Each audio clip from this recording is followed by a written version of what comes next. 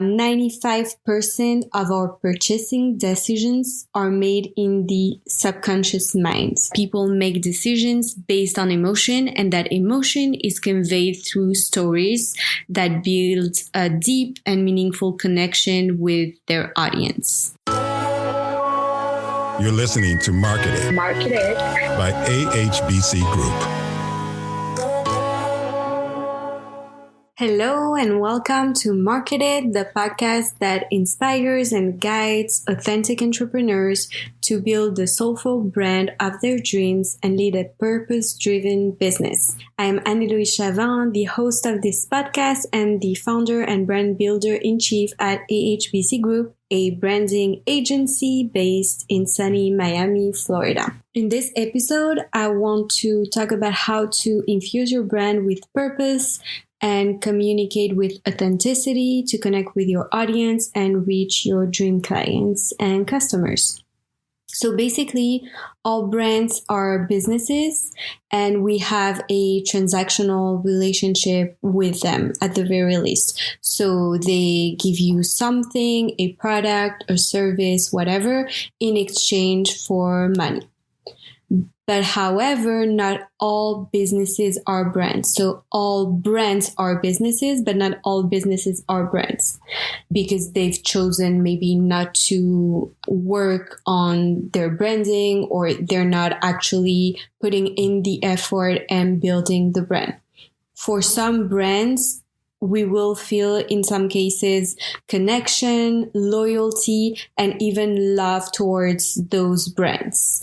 And so what we want to get into and really understand is why do we feel that for some brands and not others?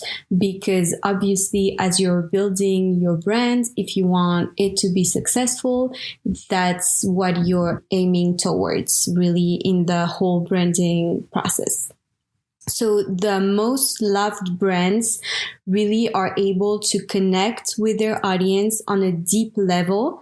It's those brands that usually have an authentic brand purpose and that also are able to really communicate it in an authentic manner. Almost all of the brands that we feel a bond with are built with a solid alignment to an archetype. And archetypes is super interesting. They're grounded in psychological research and they actually have their roots in Greek mythology. It's the Swiss psychiatrist Carl Jung who built the archetypes framework in the context of psychology and personality. And he said that we all have a collective unconscious that channels experiences and emotions, and that results in typical patterns of behavior. So basically, we do recognize through the behavior patterns, we will recognize and connect on an emotional level with people and also in some instances with brands who are built based on those frameworks because they just feel familiar. So that's why we are able to connect with them. 95% of our purchasing decisions are made in the subconscious mind. So this means that brands with a strong archetypal personality that connect on an emotional level with their audience have a massive advantage over their competition because it's something that's almost subconscious and usually we know that that's how we make decisions. So how do we actually do that and infuse our brands with soul? Because that's basically what it's about. It's bringing actual personality into your brand through this framework. Well, that's the one that actually we use when working on our clients' brand strategies. And we do that by carefully crafting the brand's personality through the brand's archetypes framework. So there are 12 archetypes and each one is based on basic human desires. So the 12 basic human desires are liberation, power, mastery, intimacy, enjoyment, belonging, service, control, innovation, safety, understanding, and freedom. So those are all of the basic human desires, and each one of the archetypes caters to one of those desires. So I just want to give you a quick outline. Well, not that quick, but like go over each of the archetypes. There's a ton to mention about each one of them, so it would be too long to really go through each one of them. But if you're interested in more, I think we'll probably do a blog post, and there will be an episode page where you can find a little summary and more in-depth information about each archetype so that you can go over it and feel which one relates more to your brand, or use that for your clients or whatever. So the first one, the hollow archetype, which relates to the basic need of liberation. The brand voice is disruptive, rebellious, combative. One of the brands that is typical of the hollow archetype is Harley Davidson, for instance. So we can see that some brands really use this archetype and really embody the archetype. And we will have more examples in the blog article, so you can go over that. Then the second one that embodies the second basic need, that is power, is the magician. And the brand voice for this one is mystical, informed, and reassuring. And one magician brand that is very well known is Disney. The third one is the hero, and it answers to the basic need of mastery. And its brand voice is honest, candid, and brave. So that's a lot of brands in the sports industry, such as Adidas, Nike, etc.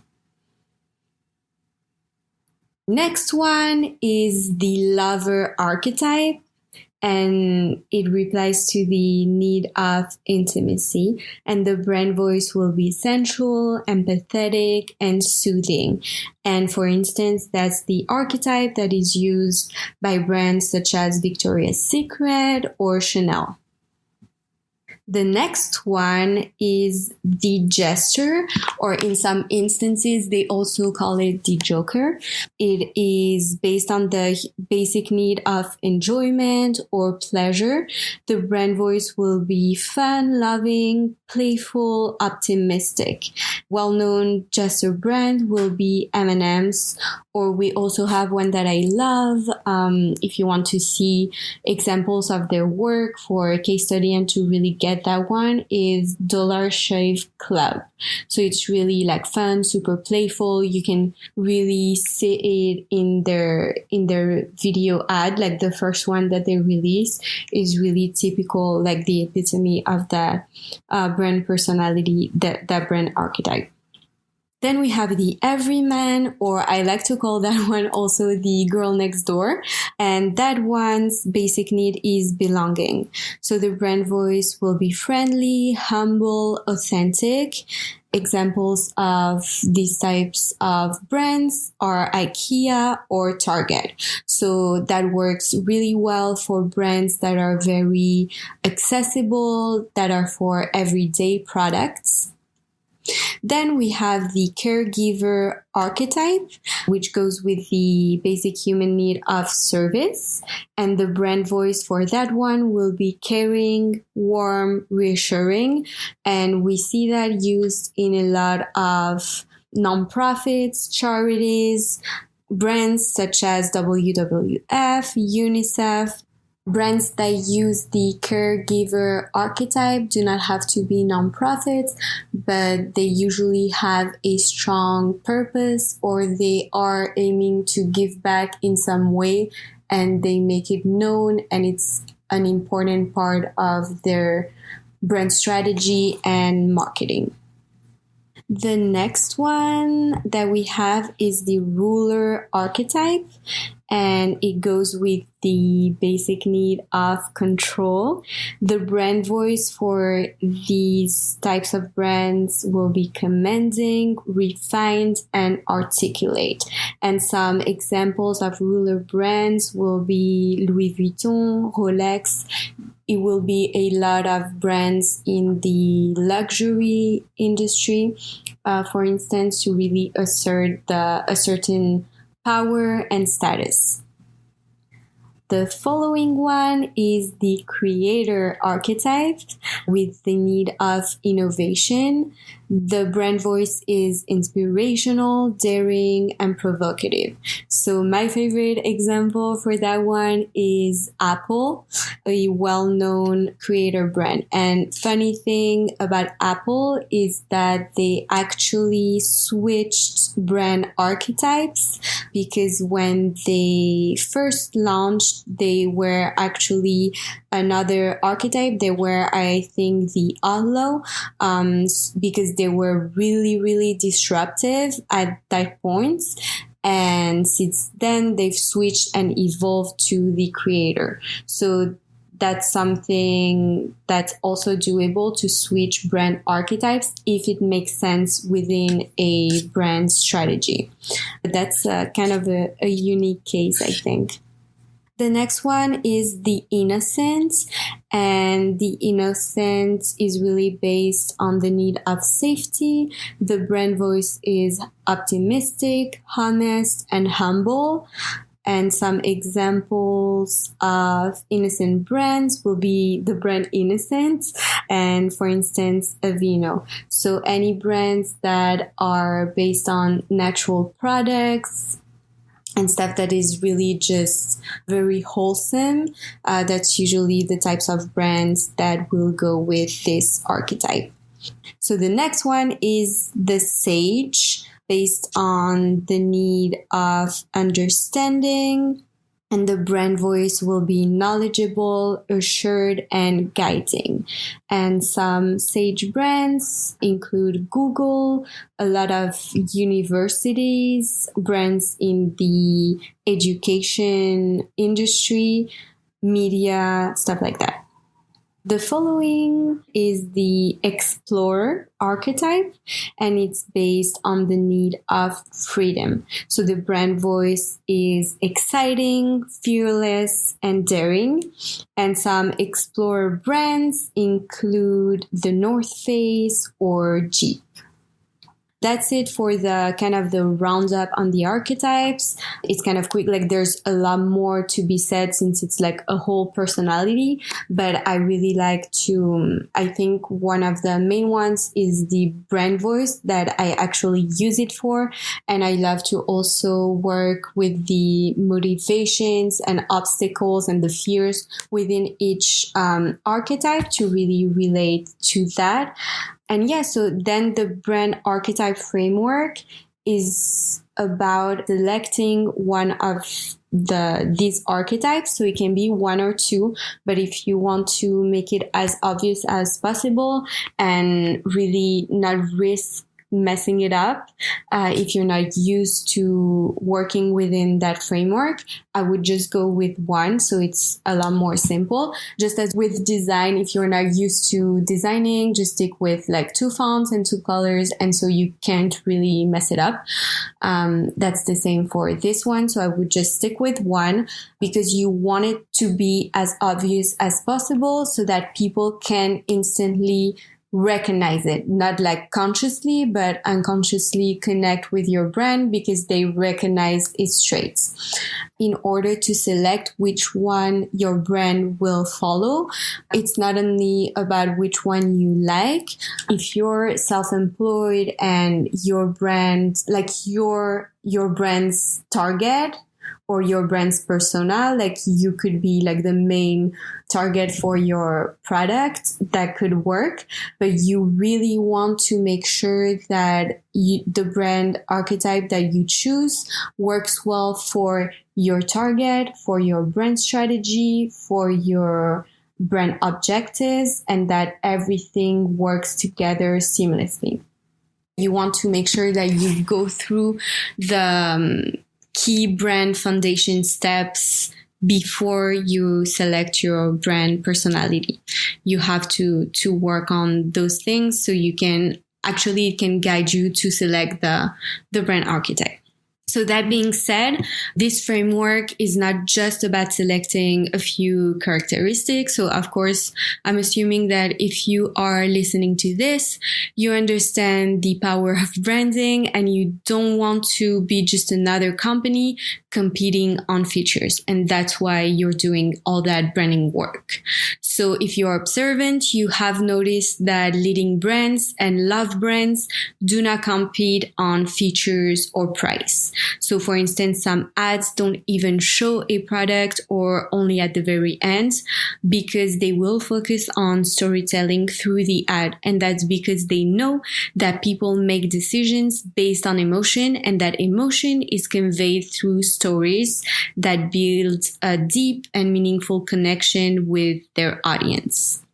So to achieve that, the idea is not to simply pick a couple of traits that you think that your audience will relate to, but to actually craft your brand around an archetype with a clear personality through visual brand identity, messaging, and a unique brand voice. So once you have strategically selected your brand archetype, then there's still work. And then that's when you want to work on everything else and the actual execution with crafting your brand voice around that archetype, crafting your messaging around that archetype, and also crafting your visual brand identity around that archetype. And it can also influence even which media you will be communicating on, putting yourself in that archetype's shoes and imagining what that person would do like in real life, and would they be on this social media platform or not, or how would they act on that social media platform, etc. So that's all super fun and interesting. And that's really how you're able to, I feel, truly infuse your brand with soul, because it's actually like what makes your brand connect with its consumers and its target audience. And once again, I don't know if I'll be repeating that same thing in each episode, but it doesn't matter if you feel that this one archetype will not please these or these types of people. What matters is that it's strong and it's really obvious and it has like strong personality traits. And of course, it shouldn't be pleasing everyone. And that's the whole point of it. So don't worry about that at all. Get to work. I hope you can read the article page if you want to go into more depth and check out more about each archetype, because that's kind of hard to convey in a 20-something minute episode. But I hope that this gave you a really good overview of the brand archetypes framework so that you can build a brand that is soulful and communicate authentically to connect with your audience and get your dream clients and customers. Thank you for listening to Market It. I am your host, Anne, and I hope this episode brought you a lot of value. If you enjoyed this episode, it would mean a lot if you could take a few minutes to rate and review the podcast. Follow along on Instagram at AHBC Group so we can stay in touch and so you can let us know if there's a specific topic you'd like us to cover in future episodes. Talk soon.